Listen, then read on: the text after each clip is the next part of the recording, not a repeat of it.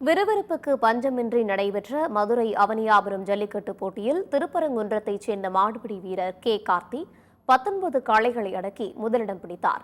அவனியாபுரம் ஜல்லிக்கட்டு போட்டியில் 1000க்கும் மேற்பட்ட காளைகள் மற்றும் 500க்கும் மேற்பட்ட மாடுபிடி வீரர்கள் பங்கேற்றனர். முதல் 10 சுற்றுகளில் வெற்றி பெற்ற 30 மாடுபிடி வீரர்கள் இறுதி சுற்றில் சீறி பாய்ந்த காளைகளுடன் மல்லுக்கட்டினர்.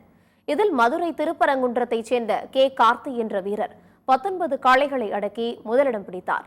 அவருக்கு 8 லட்சம் ரூபாய் மதிப்புள்ள கார் பரிசாக வழங்கப்பட்டது.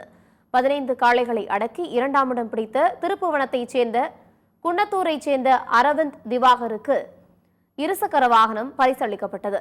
14 காளைகளை அடக்கி 3வது இடத்தை பிடித்த முரளிதரனுக்கும் பரிசுகள் வழங்கப்பட்டது. சிறந்த மாடுபிடி வீரர் கார்த்திக் 19 மாடுகளை எடுத்த கார்த்திக் அவர்களுக்கு மாண்புமிகு தமிழ்நாடு துணை முதலமைச்சர் சார்பாக கார் பரிசாக வழங்கப்படுகிறது.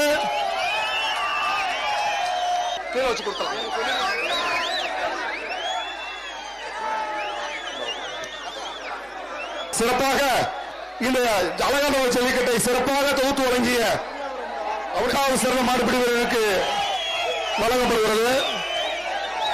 இல்ல அவங்க எல்லாம் பிடிச்சிருக்கேன். நான் ரொம்ப டயர்டா யாரும் அவங்க வந்து பிடிச்சேன். ரொம்ப நண்பர்களால பிடிச்சிருக்கேன். அடுத்த நேரம் எங்கேயும் கலந்துக்க போறீங்களா? ஆனா அவங்களுக்கு வாய்ப்பு கிடைச்ச டோக்கன் வந்து அரசுக்கு என்ன கோரிக்கை வைக்கிறீங்க?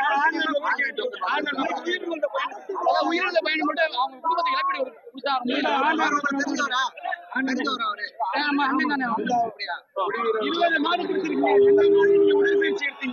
கடந்த ஓடுவோமே வடநாட்டுல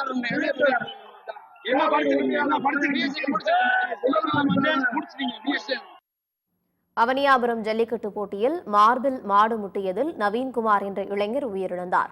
மதுரை விளாங்குடியைச் சேர்ந்த அவர் மருத்துவமனையில் சிகிச்சை பெற்று வந்த நிலையில் உயிரிழந்துள்ளார்.